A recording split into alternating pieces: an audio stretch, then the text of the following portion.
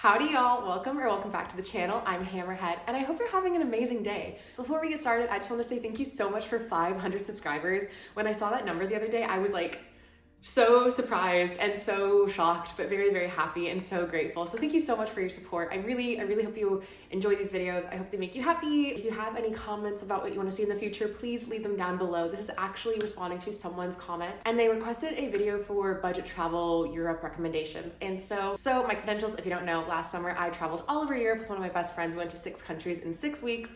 We went to many different cities in each country. We were on the go, we were backpacking, we were doing it. It was a very exciting time, but whenever you're traveling like that, you do want to make sure that you're doing things in the most economically friendly way. So this list is compiled with my recommendations and her recommendations and tips and tricks for saving as much money as you possibly can, because yes, travel can be expensive, but if you know how to budget, if you know some things to look at, then you can save some money here and there. So hopefully these are helpful to you. And if you travel a lot and you have any other tips or recommendations that I missed, please leave them down below. I always want to learn things, and I'm sure everyone else watching this video wants to learn how to save some money while traveling. But yeah, so let's get into it. I wrote all my tips down in my notebook, so if I look down, that's the reason why. But I broke this video into 5 parts: hostels, activities, packing, transport, and miscellaneous. So let's get into hostels. Number 1, stay at hostels. They're like the best, cheapest place to stay. I mean, I know there's volunteer where you can, like, if you volunteer somewhere, you can get free stay and stuff like that. But like, if you are truly just trying to budget travel, but like, you know, backpack around, hostels are going to be your best place to stay. I know that some people are a little bit put off by them, but they're going to be like probably the cheapest place that you can find a place to stay wherever you go. When you're looking for hostels, you'll probably come across hostelworld.com, and I use that to book a lot of my things.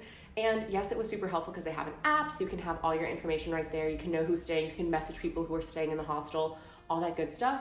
But you want to compare the prices that are on hostelworld.com versus the hostel's actual website. I think Hostelworld is great, so you can like get some real reviews, you can see how people like it, all that good stuff. But I've heard and I've seen that sometimes like the Hostelworld websites can be a little bit more expensive than the hostel's actual website whenever you book. It's a super great tool for researching, but double check the prices on the actual website. So as you're doing your research on your hostels, see if there's breakfast and dinner add-ons or if they're included.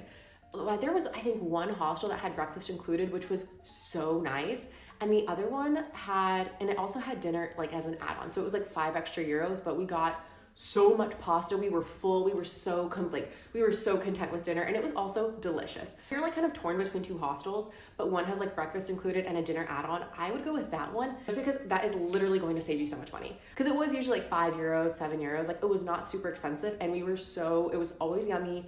And it was great to also talk with the other hostel guests. Having like a breakfast or dinner add-on or included, that's great. And as you're booking your hostels, you need to decide on how comfortable you are, A, with how many people are going to be sleeping in the room, but B, also if you want a mixed gender room. There were some points where we had mixed gender rooms, and then we had like non-mixed gender rooms, like just women only sleeping in like the females room, and they were both fine.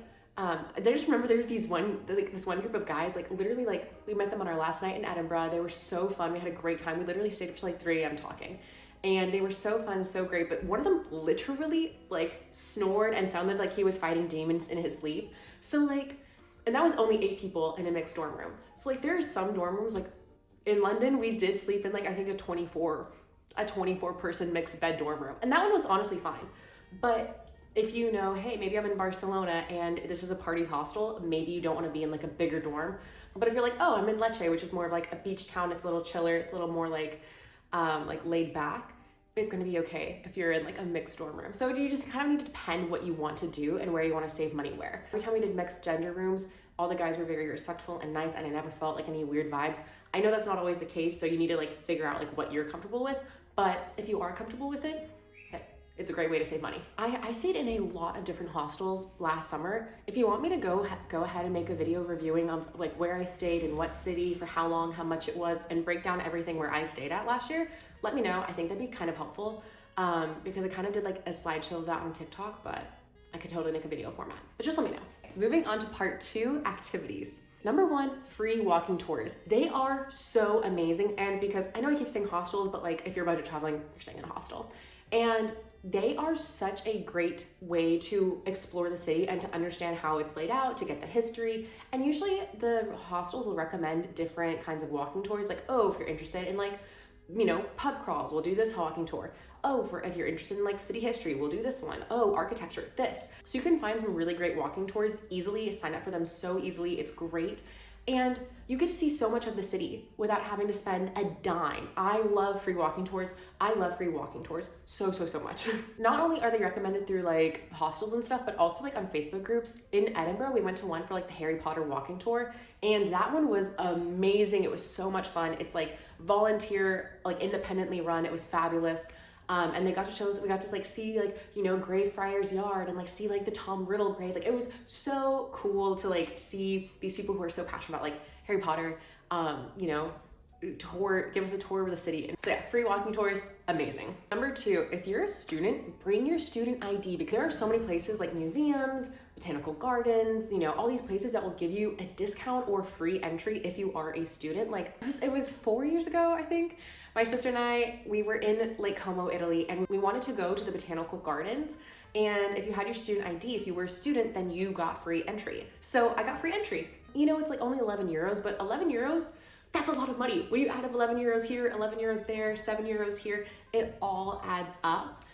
So yeah, have your student ID. And I know also sometimes places will do like young person discounts if you're like 25 and under. But like say here in London at the BFI, you can get like cheap movie tickets for like 25 and under.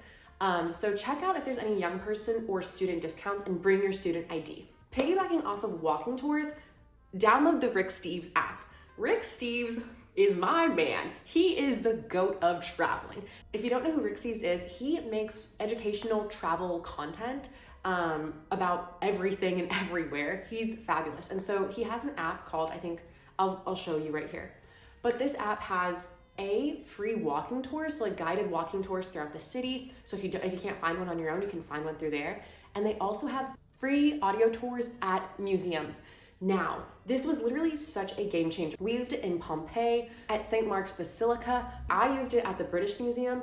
Like this app is so great because you can save so much money, because audio tours are not like, again, they're not crazy expensive. They're like 7 euros, 8 euros, but it adds up. And so having a free walking guided tour for museums and archaeological sites is such a great resource that not a lot of people know about. So highly recommend checking out Rick Steves. They'll also let you know like anything you need to know about if you need to buy tickets in advance, where like if you need to find like extra information. Like it's a very well thought out tour. Whenever we did it in Pompeii, which is a huge area of land, and you can get lost extremely easily. You can just wander down as much as you want.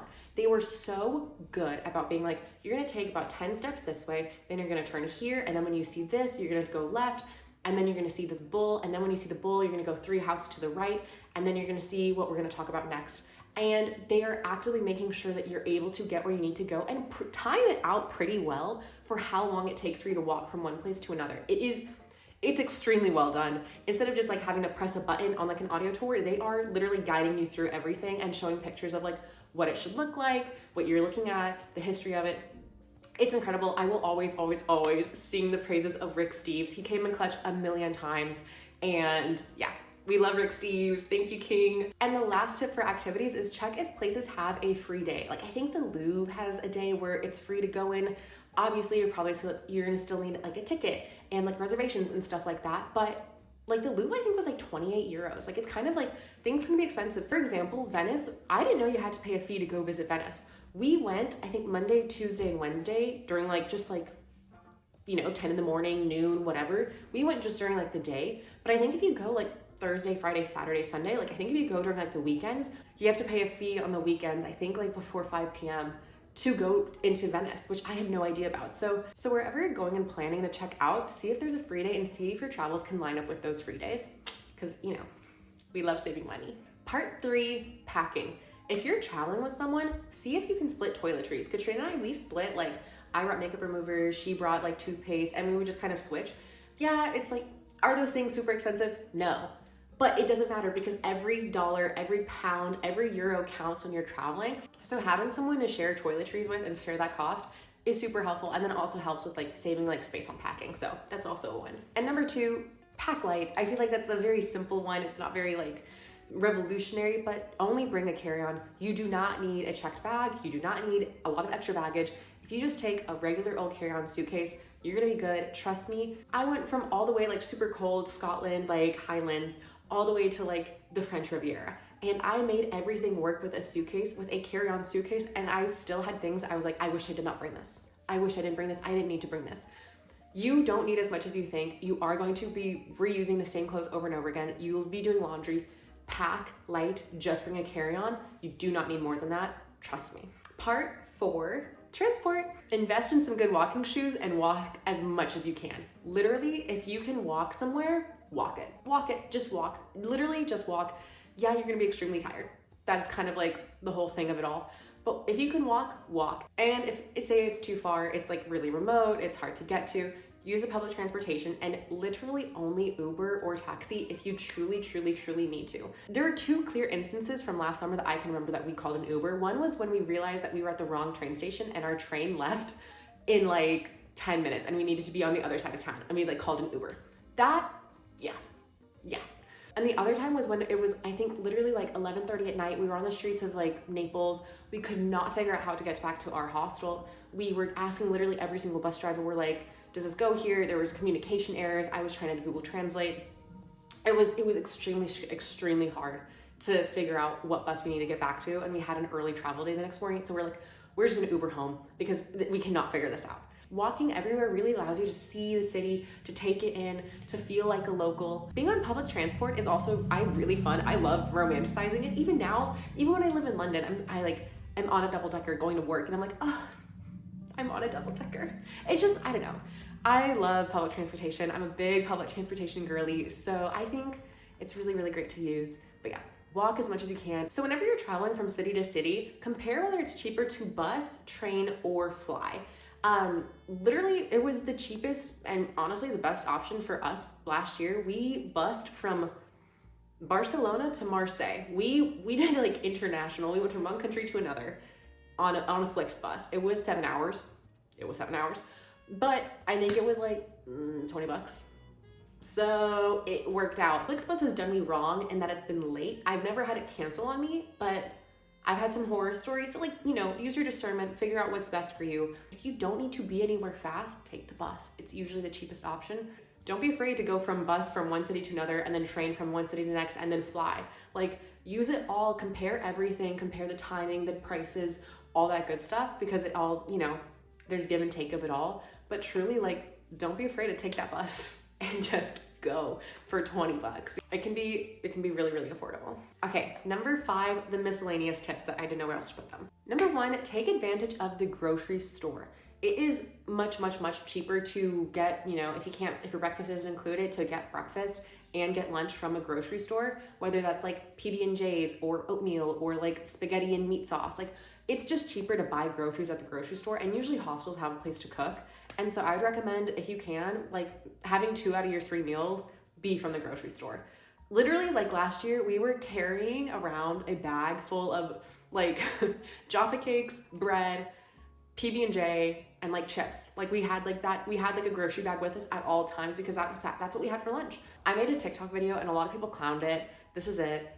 And a lot of people were like, oh, well, like the cuisine is like the best part of like traveling is like food is so important to travel. And yes, I agree with that. But when you're traveling on a budget, like you gotta save money somewhere, and having a PB&J for lunch saves a lot of money. Okay, it saves a lot of money. If we didn't get dinner at a hostel, we would get dinner out and about. And I think it's always nice to like have dinner actually like at a restaurant in the city and then like eating like a PB&J for lunch.